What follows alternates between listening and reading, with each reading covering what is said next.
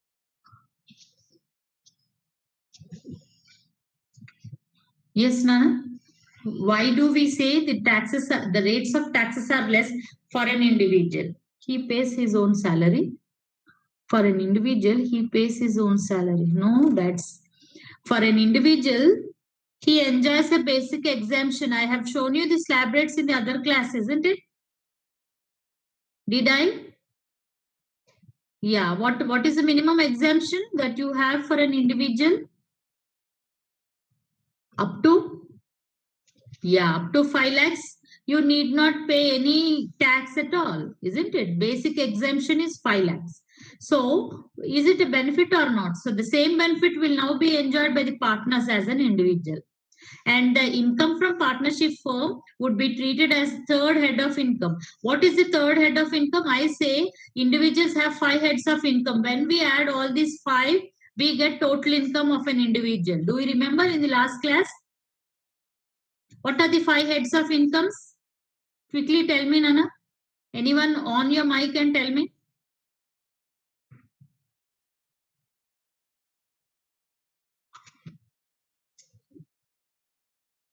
Apart from the CRs, I want answer from anyone. Yeah, first one is salary, house property. No, don't Google it, okay? Capital gains, that is fourth head. What is the third head? That's what I'm asking. Business, very good. Business or profession, isn't it? If he is a teacher, if he's a doctor, if he's a lawyer, the income that he get is known as profession. If he runs a business, it is business. So therefore, the income from partnership firm would be treated as income from business or profession. And when do you attract house property tax? I said there is some law for a house property. When is a house property income taxed?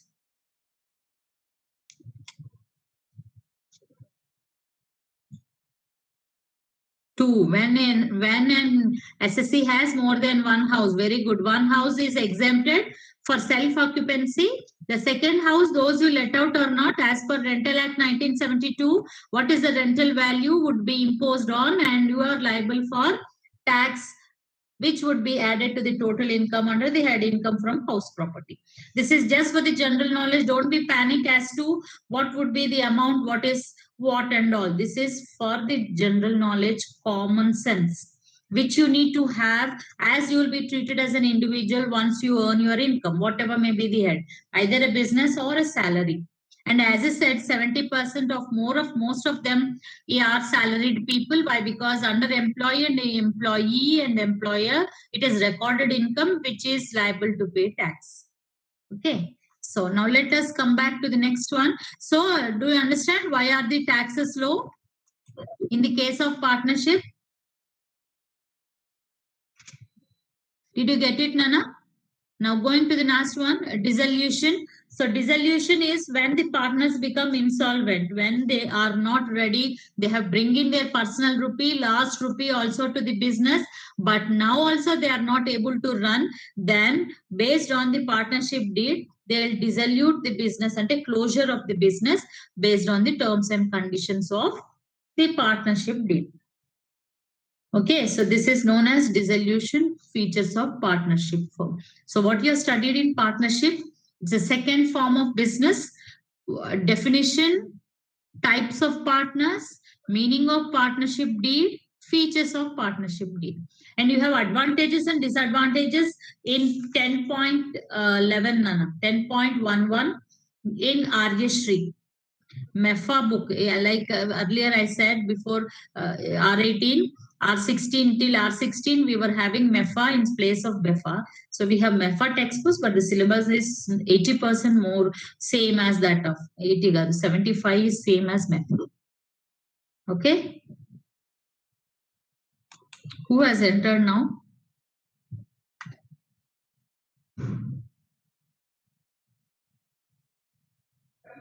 Yeah. So is this clear? Partnership. Shall we move on to the joint stock company? Can you please brief seventh point? Okay. What is implied? Yeah, I have forgot. Yeah, we have missed this point. Implied authority and the as I said, whatever the bills that are issued, whatever the legal documents of registration, it will be implied based on authority of all the partners. The seal, the common seal of partnership firm is known as implied authority. If it is a business, whenever you issue an invoice, it will be under the implied authority. What do you mean by implied? A name pine aithe register undo a name with the seal. That is known as implied authority. A valid document either for payment of tax or either for payment of invoice or either payment of suppliers or receipts or whatever. We have a letterhead with a seal. That is known as implied authority under name of partnership registered. Is it clear, Nana? Now, 561. It's nothing but a legal heading, letterhead with a common seal. That is known as implied authority. Okay. So now let us move on with the joint stock company. What do you mean by a company? Under Companies Act 1956, a company is formed and registered under the Act as an existing company. That is known as company, joint stock company. And what do you mean by stock here? Stock here refer to all the different people bring in stock in the form of capital to the business to earn profits. Therefore, we name it as joint stock company. Why we say it as joint stock company? All the people jointly bring the investment either in the form of shares, either in the form of debentures, or either in the form of loans, in the form of capital to make the business run. This is known as joint stock company. And let us quickly see what are the features of joint stock company. The first feature is artificial person. So an artificial person is created in the name of the company. Therefore, we say it as creation of artificial person. So like, for example, we have different names, isn't it? Reliance Limited Company, like that. So based on that, we have creation of artificial person. Okay, now going to the second important thing, separate legal existence. What do you mean by separate legal existence? Separate legal existence refer to there is a separate creation of management and the owners. Who are the management in the case of joint stock company? The people who run the business, elected by the shareholders, and equity shareholders have right to share. And these people elect CEO and the directors. Under directors, we have managers who really take care of the business affairs. And this is known as management. And coming to the ownership, who are the owners? The shareholders are the owners of the business. So therefore, there is separate legal existence. The people who run the business are different. The owners are the different, and a separate artificial person is created based on the separate legal existence. This is known as separate legal existence. The next important thing is voluntary association of people. Here, each and every person voluntarily come in to do the business. Who are the association of people? It's nothing but the directors, the managers, and the CEO are the persons who voluntarily associate in order to run the business. Who has come just now? Anyone has come and left? And if you do this next time, it wouldn't be good. See, behave yourself. It's a classroom, isn't it? Here, there's a disturbing sound if someone come or someone leave.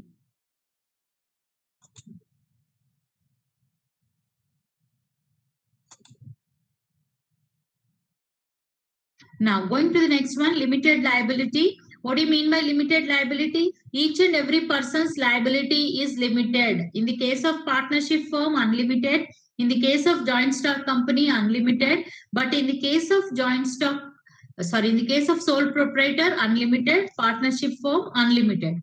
But only in the case of joint stock company, the liability is limited. Limited to the extent of shares held by the shareholder, debentures held by the debenture holder, and loan offered by the loan provider. So therefore, for each and every person, the liability is limited. Therefore, at the end of the name, we say it as limited company. What do you mean by limited company? It's nothing but the liability is limited. Then capital is divided into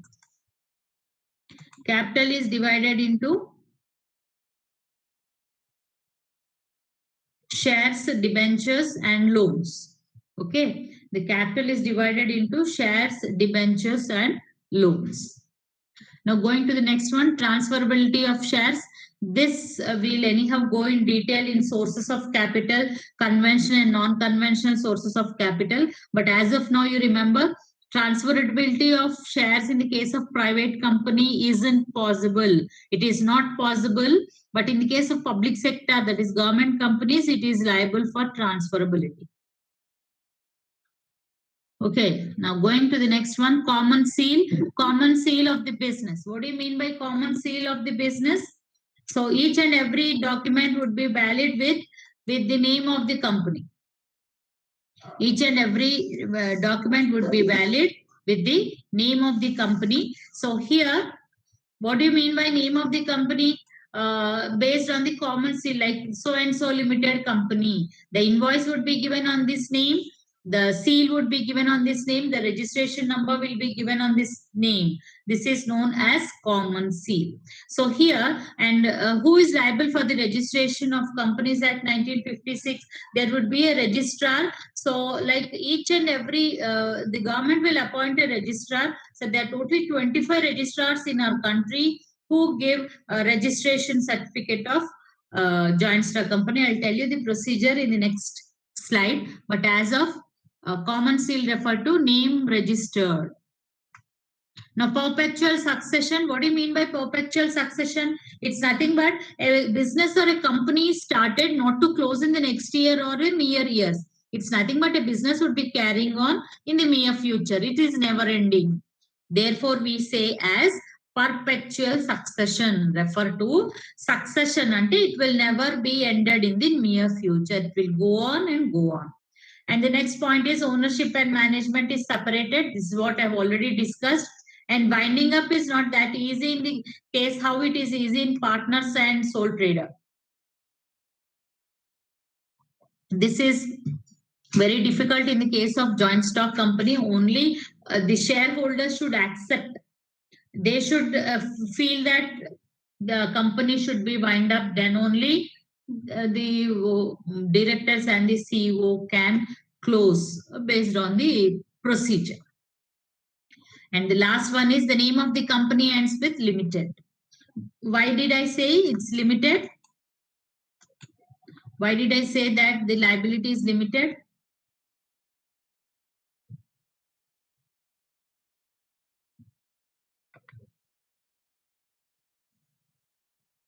Why is the liability limited?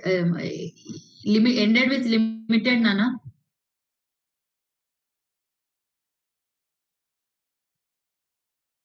(6P), can you answer? Or Janavi, the 6P, okay. 7F, can you answer? 7D, due to stocks. Company's law, joint stock company, the name would be ended with the limited. Why? Due to stocks. Based on liability. Very good. So liability limited ikkada. Yes or no? Yes. So therefore we say it as limited liability. So this is all the features. So let's move on to the next one. So if you start up a business, you have to keep these all in your mind. So now going to the next one, kinds of companies based on the public interest are classified into 3. So based on the public interest are classified into 3.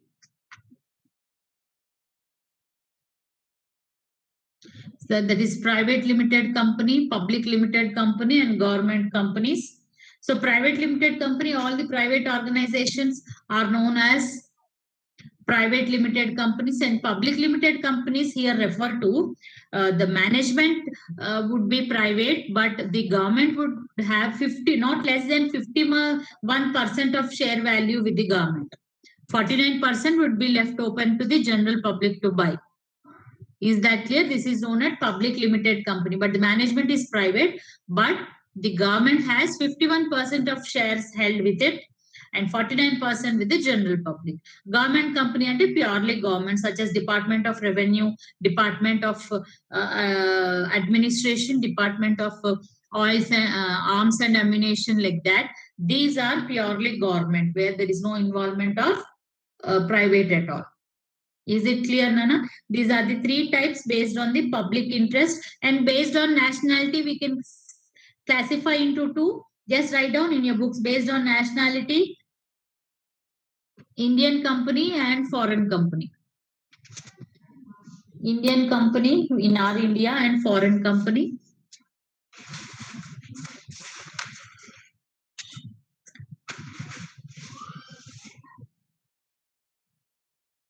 Okay.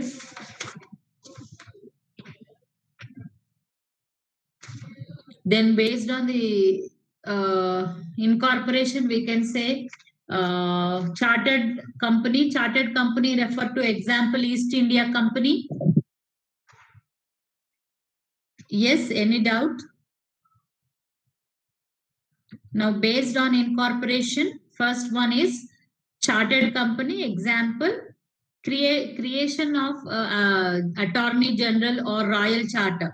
So example we can give is East India Company. These types of businesses are no more now, in progress. Then statutory corporation. The statutory corporation refer to created by that particular state of law. Example TSRTC. Okay, statutory corporation అంటే ఆ particular state లో ఏదైనా లా ప్రకారం ఏదైనా company start చేయడాన్ని we say it as statutory corporation. Example TSRTC. So TSRTC is not purely government, neither purely private. It is based on the statutory incorporation of the particular state. Mundu mand APSRTC, now we have TSRTC. Now going to the next one, last one, registered companies under Companies Act 1956. Under Companies Act 1956 is known as a registered company. So any type lo you have to have one type, so that your stock, that is your shares, will be held in NSE and BSE, National Stock Exchange and Bombay Stock Exchange. The sale and purchase of shares would happen there, isn't it? So what we say it as stock market. So if you are incorporated as a listed company or unlisted company under Companies Act 1956, then only you are liable to sell and buy the shares in the stock market. Now, the next one is what is the procedure of forming a joint stock company? There are two procedures. For the case of private company, only one, that is to obtain certificate of incorporation. You have to apply. It is same like date of birth. If a person born in any place, you apply for birth certificate, isn't it? The same way, to obtain a certificate of incorporation refer to like a birth certificate of a company, and here you furnish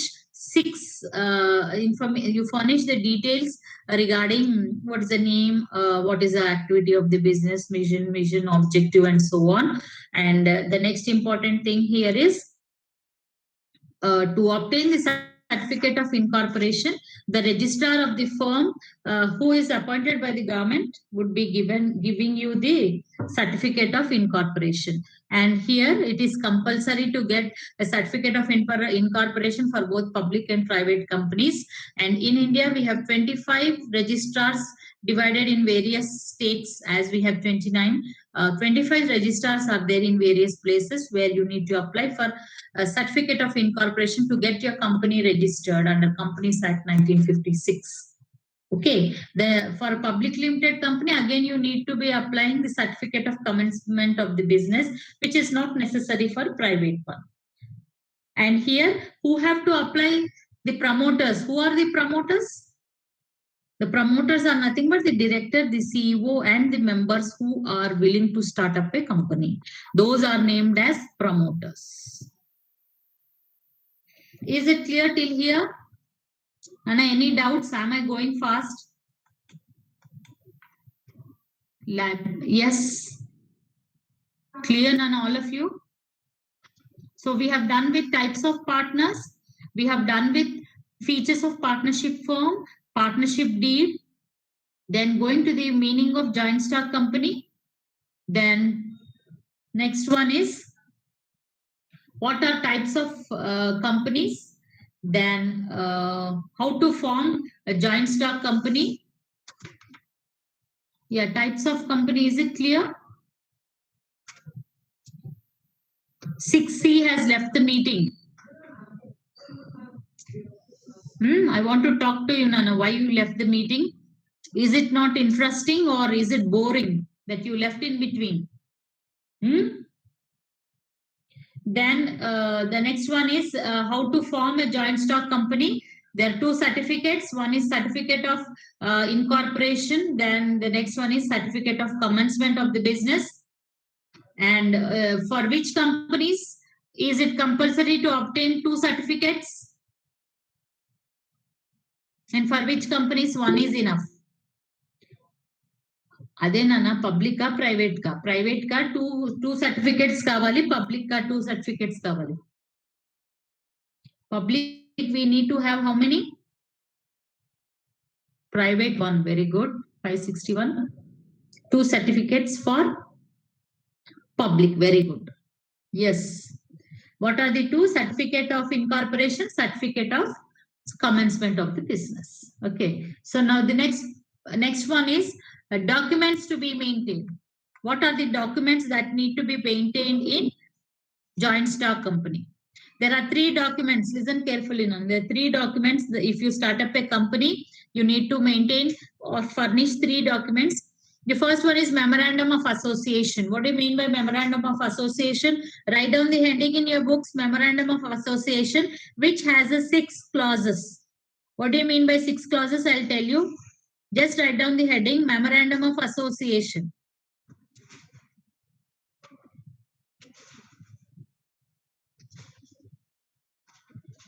Memorandum of association, under which there are 6 clauses. The first clause is name clause. Write down in your books, name clause. What do you mean by name clause? In this clause, you have to furnish the name of the joint stock company. This is known as name clause. The second one is registered clause. Registered clause. So you have to name what is the procedure of registration. It is registered as per Companies Act 1956 or by any state law that you need to furnish. That is known as a registered clause. Now going to the third clause, objective clause. Write down the third one, objective clause. What do you mean by objective clause? Objective clause is what is the objective of the firm. Normally, each and every company's objective would be profit, but based on the vision mission, the objective would be naming differently. Either it may be growth maximization, or either it may be becoming a market leader, or what would be the objective of the firm that should be furnished. This is which clause? Third clause. Now going to the fourth clause, liability clause. It is regarding the clause of liability. Is it liability limited or unlimited? Limited to an extent what? That should be clear. Then next one is capital clause. Capital clause is fifth one. What do you mean by capital clause? How is the capital formed in this type of business? Is it made up of own capital, share capital, debentures, loans? To what extent? This is known as capital clause. Now going to the last one, subscription clause. What do you mean by subscription clause? Listen carefully. Subscription clause ante entante, like for example, a company's share value is 100 rupees. So in that situation, the company will not ask 100 to pay it once. The first call would be 30. The second call would be 40, and the last call, final call would be 30. Like that, they will call the subscription. This is known as subscription clause. Is that clear? If at all, what is the rules regarding the subscription clause also? Ippudu kontamandi em chestaru, they pay only first call and second call, and they will not pay the final call. So in such situation, based on the rules, they forfeit the shares. Forfeit and they take back the shares by giving the legal notice, or by giving the notice to the particular shareholder that you have to pay so and so final call by so and so time. If not, the company would forfeit the amount. So that is known as forfeiting and the subscription of the share capital. Is it clear, Nana? So this is known as 6 clauses in Memorandum of Association. And what do you mean by Articles of Association? The second document that a company should maintain. Articles of Association ante the terms and conditions regarding the amount of share capital. Share capital, about there are two types: preference share capital, equity share capital. How much is each would be clearly mentioned. Then methods of increase and decrease of share capital. How do you increase and decrease the share capital? Rules regarding it. Then procedure in respect of transfer. Then the next one is remuneration for directors, powers of directors, then procedure for amendments of memorandum of association. Amendments and any changes. How is the procedure? So all such will be mentioned in articles of association. And the last document is prospectus. What do you mean by prospectus? Prospectus is nothing but notice, a circular, or an advertisement, which will mention what are the products they deal with, what are the business activities that they do. It's nothing but a form of advertising. Did you ever see a prospectus of any company? Like same, or I think you have ever seen a prospectus of a college. ఏముంటాయి prospectus colleges లో, when it has incorporated, how many departments it has, what is the qualification of the faculty, and how many labs they have, what is the placement, and all would be the furnishing information is prospectus. The same way company will also have the prospectus. It's a form of a notice, circular, or an advertisement. This is the end of documents to be maintained. Now going to the next concept, features. Features of joint stock company. I think we have done that. Yeah, we have done features. We have done types of companies, formation. Now going to the last concept, cooperative societies. This is the last fourth form of business, cooperative societies. So what do you mean by cooperative societies? It is association of persons, usually for, and please keep in mind, cooperative society is not profit motive. It's for the mutual benefits of its members. Example, cooperative credit society, cooperative weaver society, cooperative farmer society. This is only because the benefit of the members they form, but not for the profits. If at all the profit emerge, that would be paid in the form of joint stock company. Okay, so and each and everyone will bring common economic and common capital to the business, who will fairly accept the risk and benefits of the undertaking. This is known as joint stock companies. Is that clear, Nana? And this has limited liability, and this is not that much important in the case of cooperative society, as it is non-profit organization. So this is all about forms of the business. Forms of the business, how many are there? End of this concept. Today I'm not giving you quiz as we have shortage of time. So forms of business are classified into 7F. Can you give the answer? 7F. Dharan Teja enti parent ananedi. Can you give me the answer? Forms of business are classified into how many? Are you there in the class, Nana? 7F.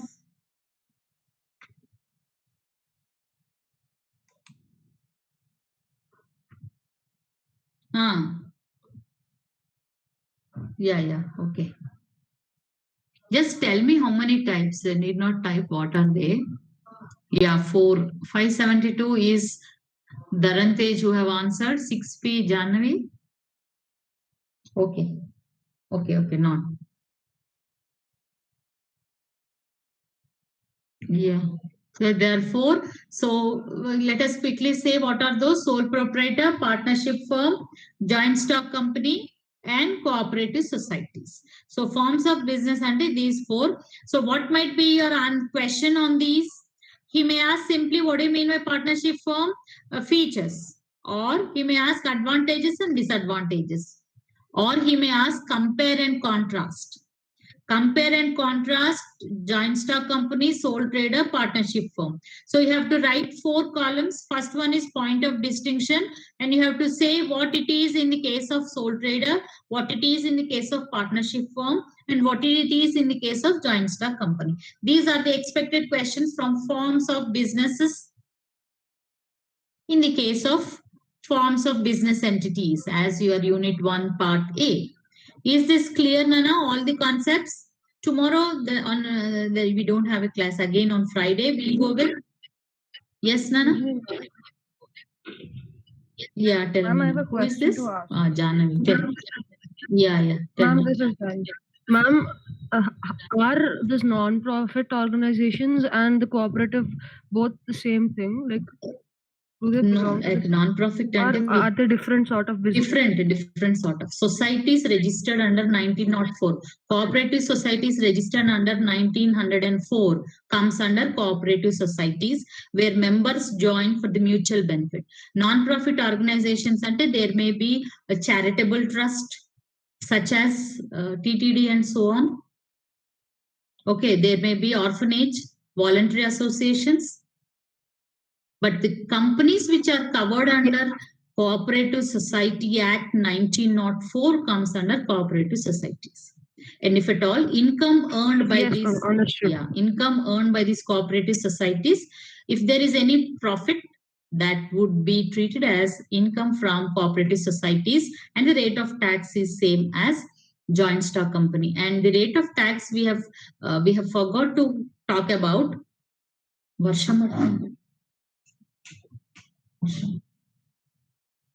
So one of the important thing we have forgot regarding joint stock company is the rates of taxes are highest in joint stock company.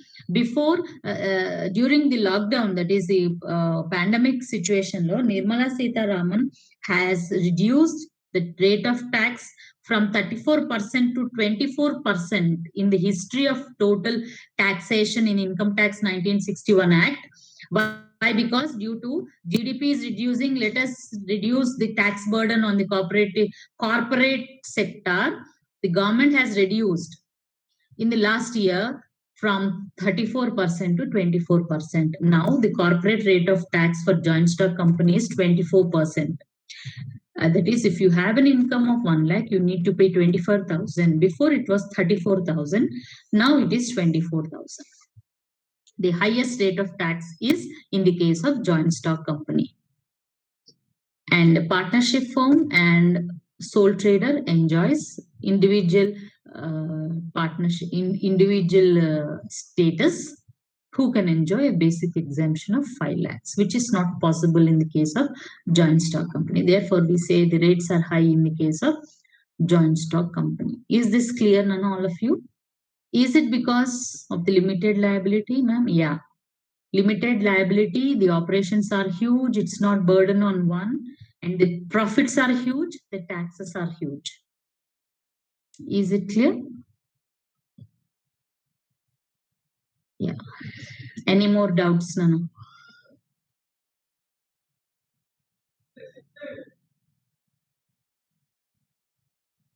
Is it clear, all of you? So in the next class, we go with theory of firm. We have 6 theories of the firm on Friday. Okay? Okay.